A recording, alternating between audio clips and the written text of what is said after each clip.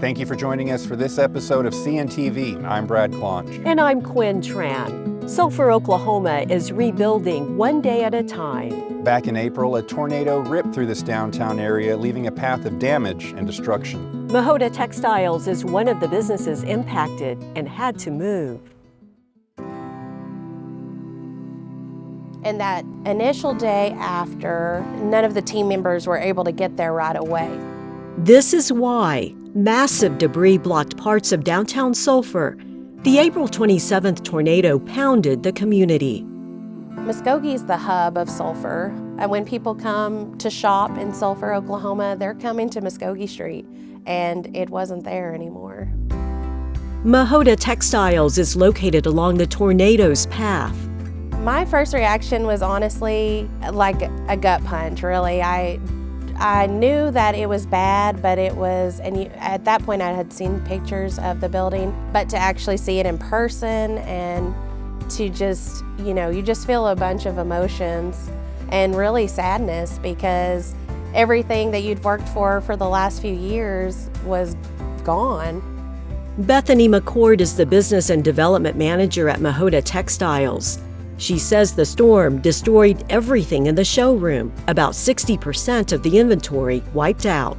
We keep a lot of our inventory in the back room, and so we made our way to the back, and it was kind of crazy because as soon as we walked back, we had built-in shelving in the back that is where we kept all of our blankets.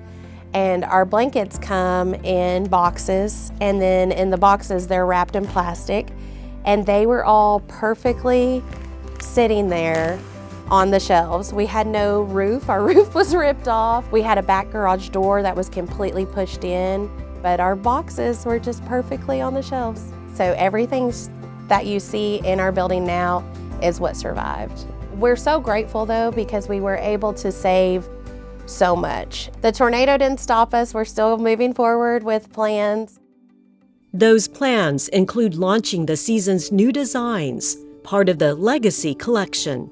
Legacy for me is basically what you leave behind, what you're leaving to others. The 3 new designs share family history. So our first design is the Homeland design, and it was designed by Margaret Roach Wheeler. Basically the homeland of Nancy Mahota, Margaret's great-great-grandmother. Her depiction of a map of Natchez in Mississippi, and where our Mahota logo is, that's the birthplace and homeland of Mahota. And then you'll see a belt, a beaded belt, and that is the Natchez trace. Another new piece is shell ornaments designed by Taloa Underwood. The design features symbols found on shell carvings from the Chickasaw homelands. So this is Chickasaw Rhoda, and this blanket was designed by Brenda Kingerly. She is a Chickasaw artist. Brenda Kingery's design is dedicated to a special woman. It's named after her great-grandmother times 6. At the top, you'll see the sky. Underneath that is a beaded collar with a fiery orange color, which is a depiction of the sun. And underneath that, it goes into the ribbons that you'd find on a skirt, and then the finger-woven belt. These designs are hanging for now in this new location for Mahota Textiles. It's less than a third the space of the original store a mile away. The tight-knit team at Mahota Textiles plans to rebuild. Their faith and mission are now even stronger. You've got to keep moving forward and staying positive. One thing with the tornado is that we just didn't stop.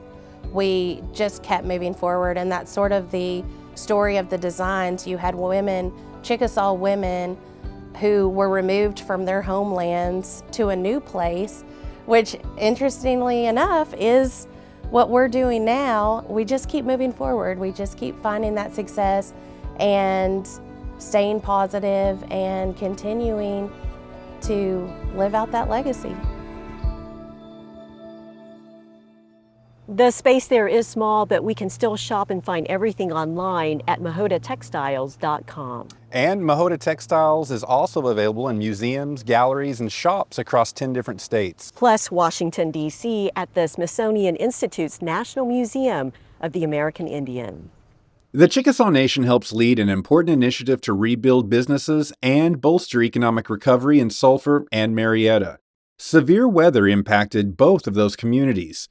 The Business Rebuild and Recovery Campaign is a fundraising initiative with a goal of $6 million. The Chickasaw Nation has made a contribution of $1 million. The fundraising initiative involves a committee of residents, public officials, and business leaders, all working to rebuild better and stronger the Sulphur and Marietta communities.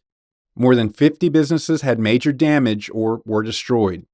We take you now to Tupelo, Mississippi. Governor Bill Annatubby led the groundbreaking ceremony for the Chickasaw Heritage Center. Built on a 162-acre campus, the Chickasaw Heritage Center will be the largest and most advanced educational experience in Northeast Mississippi. It is a 10,000-square-foot state-of-the-art facility that will preserve and promote Chickasaw culture and heritage. The Chickasaw Heritage Center will enhance tourism and economic growth in the area, with an estimated economic impact of about $6 million.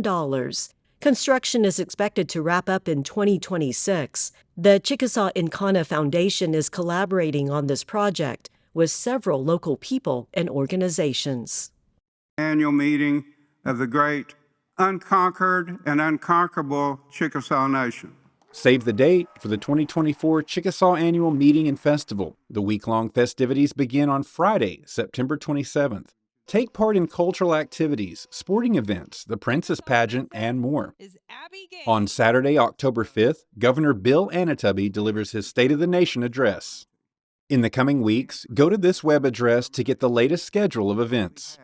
Texas-born, now living in Las Vegas, making her World Series debut in front of... We've been following the diving career of Kaylee Arnett. She's been diving since age 8. The 31-year-old Chickasaw citizen is now part of the Red Bull World Series tour competition in cliff diving. She was invited to participate in the international competition that spans 8 cities around the globe this year. So the Red Bull Cliff Diving World Series started up back in, I believe, 2009.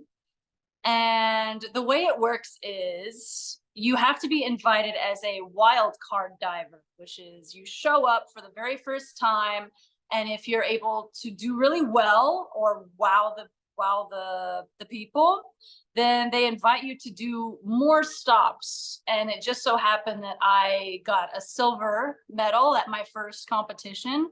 So they invited me to do the whole rest of the season for the year, which is great news. This amazing Chickasaw is also competing in the High Dive World Aquatics Championships. Look for more of our conversation with Kaylee in an upcoming episode. In future episodes of CNTV, we'll track and bring you updates of the progress and rebuilding here in Sulphur, Oklahoma. Brad and I will see you next time here on CNTV.